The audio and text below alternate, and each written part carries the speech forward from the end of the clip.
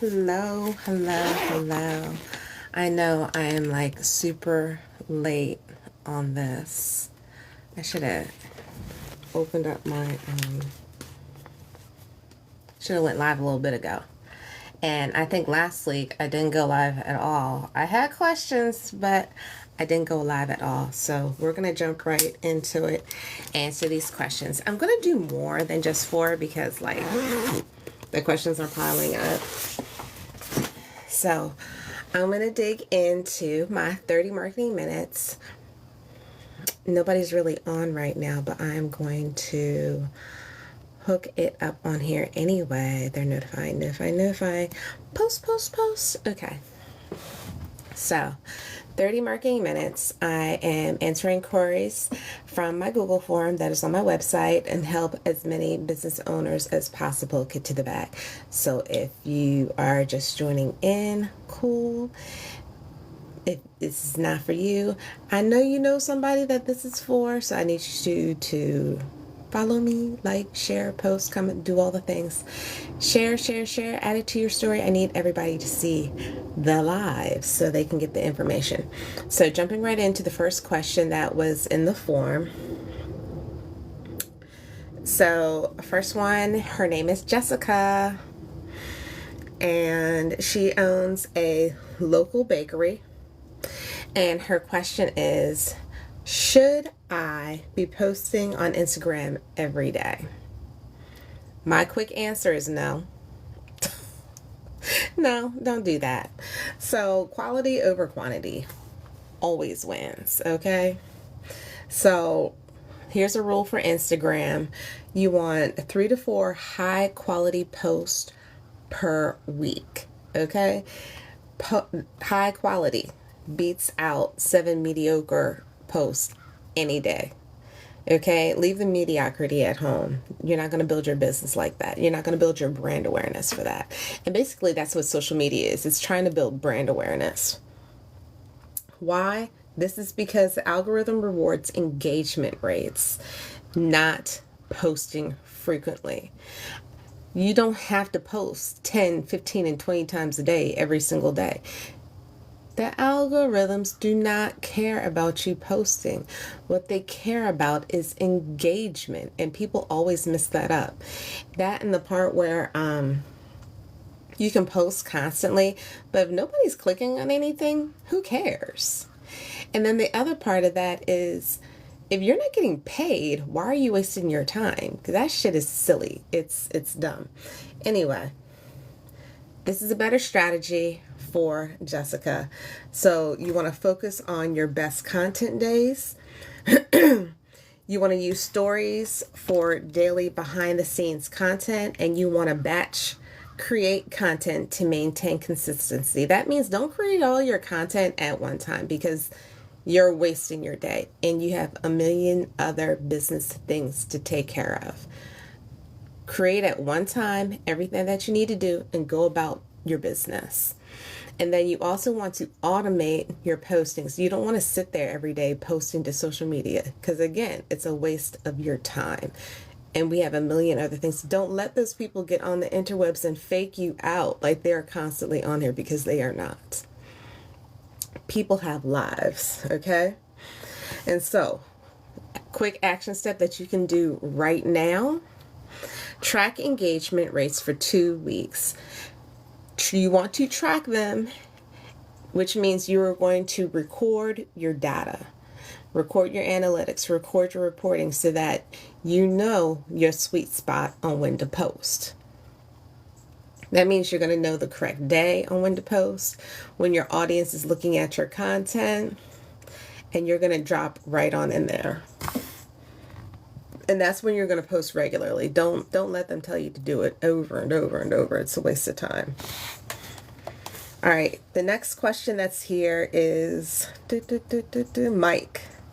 Mike is a personal trainer, and his question was, how do I get more Google reviews? So this is really simple because most businesses never actually ask. So you make it part of your process.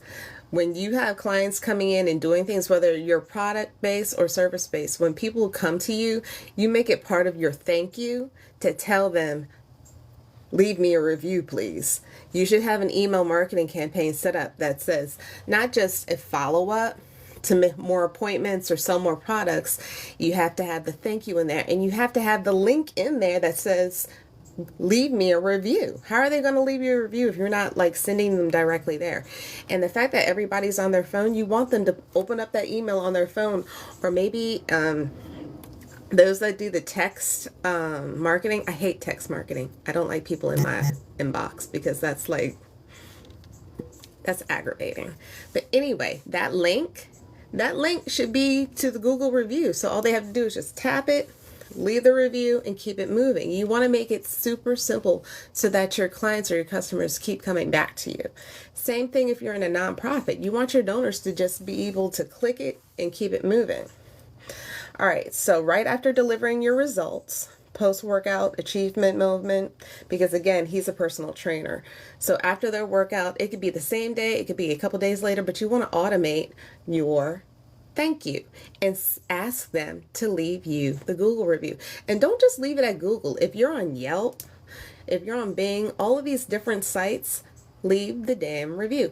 Also, Facebook, they have a little review thing. Ask them to leave the review and make it super simple for them to just click and leave it. So you want to, what is it? Here's the ask that you want to leave. Would you mind leaving a quick review? It really helps other people find us. Boom, super simple. And then you want to make it easy. You want to send the direct link. You want to send a QR code. And if you're giving out business cards, or if you have like a storefront and they're coming to do workout with you, or if you're doing drop-in workout sessions and you have like a little card, have the QR code on there so they can just take out their phone and scan it and leave the review. And then I already mentioned the follow-up email with the link. So the psychology of that is people want to help, but they need clear direction. And again, you want to keep it super simple. And so here's a quick task that you can do, Mike, is ask your next 3 satisfied clients this week and just keep the momentum. And this is something that you can completely automate. The third question is from Amanda. And Amanda is a freelance graphic designer. She asked me, what should I charge for a logo design? Usually nobody asks me to tell them what to charge. I'm like, you can just go to Google. And what I used to do when I started my business, I wanted to be like the average rate. So like you want the high, you want the low, you want to find the middle, and you want to find a business that's like comparable to your business. And this is what product research is for. And Amanda, because I'm replying to the question, you should have did your market research before starting this business, and you should have had all this information in here. But anyway, it depends on your client type and your experience level. That's the bottom line. And so I'll just tell you straight out. Starter framework. If you're a small local business, the charge is anywhere from $300 to $800. If you're an established business, you should be charging $800 to $2,000. Easily. Corporate, they're doing $2,000 and up for logo designs. And the reason we're charging so much is because of expertise, because of what's in here. Not the time it actually takes to do it, it's what's up in here. Because I can throw together something quick now, but it's because I've spent so much time doing market research and development and SWOT analysis. Like I do the whole kit and caboodle and value proposition. Like all of that goes into creating a logo. You can't just put colors together and say, oh, I'm in business. No, it looks like shit because your logo doesn't even match your website and it doesn't even match your content that you're putting out. You need to take the time to build strategy correctly before you start your business. So next is, you want to have 3 concepts for your client. You want to have 3 concepts. You want to do 2 revision rounds. And that should be built into the offer so that they know you've got 2 times to correct this. After this, I'm done. I'm good. Because again, if people don't like something, or if you find a client nitpicking constantly, that gets old really fast, especially if you know what you're doing and you know what you put out is good work. And then you want to have final files and send it all to your clients. So if something is wrong, or maybe you're no longer in business, they can have that file for future use in their business. And you're not going to leave them high and dry. I get so many clients that, oh, they built something for me and they didn't give me anything to save. I'm like, so I got to build this from scratch knowing you've been in business for the past 5 years? That's craziness that you don't have your own intellectual property saved under you.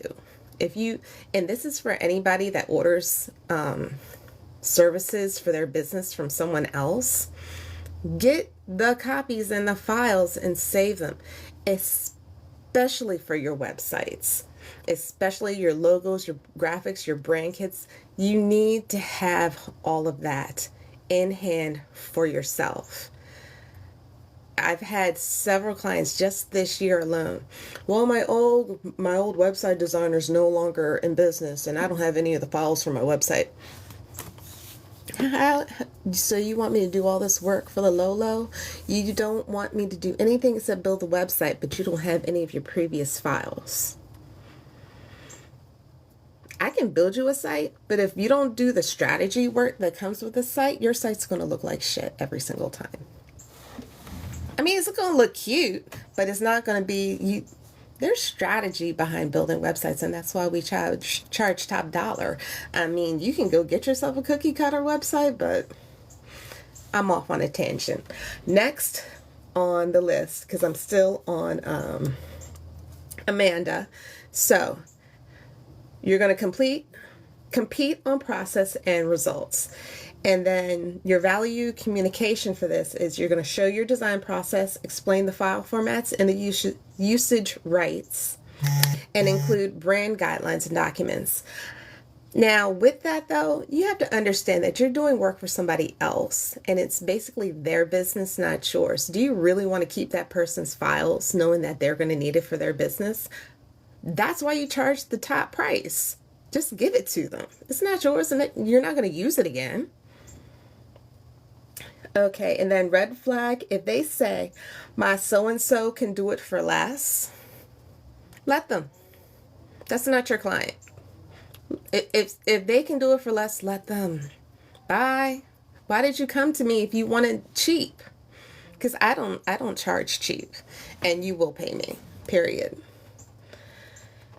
All right, so, and then action step for you, Amanda, is research 3 competitors. Research their pricing and position yourself accordingly. All right, number 4 is Carlos. He has a food truck. Question is, social media isn't working for me. What am I doing wrong? Bruh, you have a food truck. Why are you even on social media? I mean, if you're going to be on social media, just show the food. People, they're foodies everywhere. In fact, I will say, don't waste your time on anything other than doing videos of your food and clips of your food, like, or maybe the process, or maybe the long lines. And your best platforms are probably IG and TikTok. I wouldn't bother getting on anything else. I mean, the benefits of IG, Threads, and Facebook is they're all meta, and you can post through Facebook's editorial calendar. You can automate all of that posting, so you don't have to sit there every day doing all the things. But I would go in there and I would set up in my calendar, just pick one day, a couple hours, automate every single thing, so there's something going out across your timeline. So, common mistake, posting food photos without location and hours. Why are you posting the food without the location and hours? People want to know where you are and when you're there so they can pull up. No clear call to action. So social media, when you're posting, you got the pictures like, tell us what it is. That chicken looks like salmon. I want to know what it is. I want to know what the ingredients are, because people have a lot of allergies out. And then inconsistent posting schedule. What did I say about that? You want to automate. Find yourself, if you're not going to purchase or invest in a social media management tool that will automate your postings for you, go over to Meta and just schedule everything. And then not engaging with your followers. When people jump in your comments or your DMs, you have to respond back to them. You have to go back and make sure that they're getting the information that they asked for. So, food truck specific strategy. All right, this is specifically for you, Carlos. Location posts with countdown timers, so they know how long you're going to be there. Because when it's over, and you want to be able to just wrap it up. First 10 customers get offers. That creates urgency. It creates a rush. So they're like, ooh, so-and-so's going to be there at such and such a time. I got to get there so I can get my food. And then you want to also post behind the scenes prep content. Like, people want to see how clean inside that food truck is. So get in there and make sure you're getting how are you cooking it? How are you heating it up? How are you chopping the things? How is your prep? And then customer reaction videos. Take a friend, take somebody with you to make sure you're getting all the reviews, the live reviews while they're eating it, while they're opening it up and saying, get them with the stuff all around their mouth. People want to see that because they want to see that your food is actually good. And then it will also tell them if the food is bad. It will tell you that the food is bad. So platform priority, Instagram stories, real-time location updates, engagement tactics. So you want to ask, what should we make tomorrow? That'll keep your audience engaged so that you're fixing the food that they actually want to eat. And that's another thing about every business. That's specific for the food industry, but every business should be taking some kind of survey to make sure that they're staying in what their clients want and need. So respond to every comment within 2 hours. If you cannot do that, ask a child to do it. You can call them your intern. And then you want to share customer photos with permission. Always ask for permission. And when you're dishing out the food, I have some clients, they have like a little card that goes with it. You know, can you do such and such? And it's like a QR code. Like, they can record their own video, hit the QR code, and just send it in. That's easy marketing. And all you got to do is just post it and share it. And then metric focus, because we got to have our data. You're not marketing if you're not collecting data. You want to track your foot traffic, not just your likes. Yeah, people can like your photos, but if they're not showing up at the truck to actually buy the food, who cares? That's the same thing as coming on social media and posting constantly all day, every day. Who cares if you're not getting paid for it? And so action steps. Post your next 3 locations with specific times and limited offers. All right, next question is Sarah. Sarah owns a cleaning business. And her question is, how do I market a boring business? You know what's funny about that before I answer the questions? Why do you get in business without doing research first, knowing that there's a dead ass need that's not just an overnight need, but like you want to build a business for longevity. That's why businesses fail so fast. Yeah, I love bonnets just as much as the next person, but why would you get in business to just sell bonnets? That's it? You don't have anything else? Because I can, that bonnet better do a lot for my hair, bruh. Because I'm telling you, there's like, come on, I know there's like 15 different types of bread in the store. And I know people tell you this all the time. To start your business, there's always somebody that's going to buy something. But you have to create an experience around whatever the business is. People are not just buying the product, they are buying the experience, especially when your industry is filled. If your industry is filled, you have to create an experience around your product. You can't just say You want something with longevity that is going to last a long time, where somebody's going to say, I don't buy this from anybody except this person. I can talk about that all day. But anyway, don't start a business that's boring. Boom. So, shift your mindset, Sarah. You're not selling cleaning, you're selling time and peace of mind. You're not just going in and helping someone clean something up. You're giving them their time back. You're giving them their peace of mind that they can come into a clean space when they are tired, when they're off of work, or they're coming in from being outside all day, every day. That is what you're selling to them. So the emotional benefits to highlight here is they're going to have more family time. They're going to have reduced stress. They're going to have professional appearance for home offices if that's what they're getting cleaned, and then health benefits of a clean environment. So your business isn't boring. There's those 4 emotional benefits that you can highlight in your marketing. Content ideas, before and after photos, with permission. You always got to make sure you have permission from your client before you go into that. Time saving tips, what we found stories, of course, anonymous, because you don't want to be telling people shit. And then client testimonials about freed up time. So if you're unsure about what to market, those are 4 completely good ideas. Your best bet, your best platforms to do this on is the Nextdoor app, because that's hyper local. And then there's the Facebook community groups. Some of them are fickle. Like, they're just funny acting, especially those mom groups. Oh, you can't post your business in here. They want you, but then they don't want you. Whatever. Anyway, referral program with existing clients. And then you want to partner with real estate agents. That is a big deal. What is it called?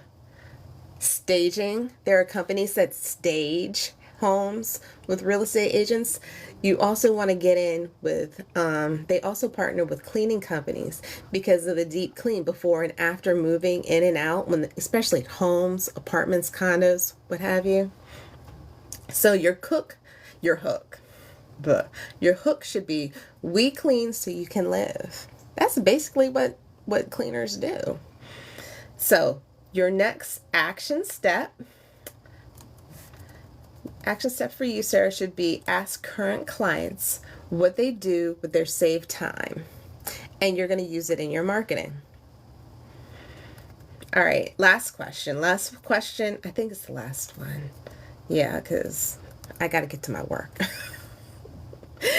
So last one, this guy's name is David. He is a handyman services. He runs a handyman services business. And his question is, nobody responds to my Facebook ads. Help. Well, first of all, I'm going to just say it. Stop doing ads. Stop doing ads on social media. I can't stand them. And nobody else likes them either. Ads right now, like where we are in marketing right now, ads are only good for brand awareness. There is so much AI and bots. That's why I don't go out of my way to be extra, because entrepreneurship is not glamorous. So I'm not going to go out of my way to show you that it's glamorous, because it's not. It's hard work. And AI is killing us right now. Not like our businesses. It's killing us mentally because we're sick of it. We're sick of seeing it. Show me something real. What did Kendrick say? I'm not going to repeat it, but you know what he said. Show me something real. And so when people are on their social media and they're just sitting there doom scrolling, the ads, they just swipe that shit away. You are wasting time with the ads. Unless you've got the budget to put your ads on TV and do real commercials, stop, because you look fake. You look fake and phony, and people want to just see a real, genuine person. Now, if you're going to do real and genuine, do the ad, but don't just go posting anything. So back to David. Handyman service. All right, so These are the common ad problems that I looked up for you real quick. Generic handyman services available. Nobody wants to see that. No specific problem solving. Nobody wants to see that either. It's too generalized. If you're going to post something, you need to hit people in their heartstrings so that it compels them to take action on what it is that you're presenting to them. They want to know that you're solving their specific problem. And sometimes they don't even know what it is. So you need to actually identify the problem and then have the call to action for them to take. And then, which brings me to my third point, which is a weak call to action. Make it obvious and specific to them. Better ad strategy. So you want to target specific problems. Leaky faucet driving you crazy. That's a specific problem someone would have, and you could state, I solve those. Use local images and landmarks. So again, stop using AI. I won't say stop using AI. Don't use AI for that, because you want to be hyper local and specific so they can say, oh, that person is in my area. Oh, so and so is using them. I can use them also. You want to include pricing transparency. So they're not jumping and looking around and saying, oh, how much do they charge? You want to have like at least a guesstimate on your website or in your ad. And then you want to have a super strong call to action like free estimate this week. So if you wait for your problem and you call next week, you're not getting it. It creates a little bit of urgency. Like, I got that problem right now. I know they can fix it, and then they're going to give me a free estimate. That's urgency. All right, so audience targeting. When you're doing the ads inside of the platform that you're using, you want to make sure that it's for homeowners. You're within 15 miles of their address. You want it, or wherever your home base is. Age range is basically 35 to 65. And then the interest is home improvement usually.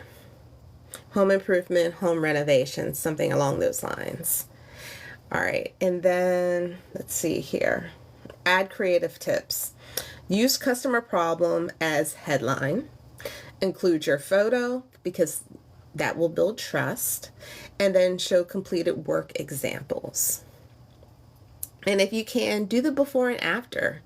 Do the before and after. And then budget reality.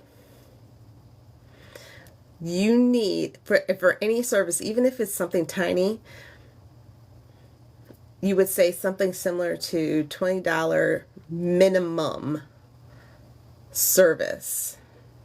Wait. This is for the ad, not the service. Service ad. For your budget reality is, no, I wouldn't even do $20 a day. Why did I put that in there? I would never tell my clients to do $20 a day. Yeah, you get a large area for your ad set, but people aren't looking at ads like they used to, because like when they see them, they just scroll right by. People are tired of the ads. I would tell people like $20 a week, and I wouldn't do it more than 1 week. I would switch up the ad set to a completely different or new one the next week. It's a waste of money if you do anything else.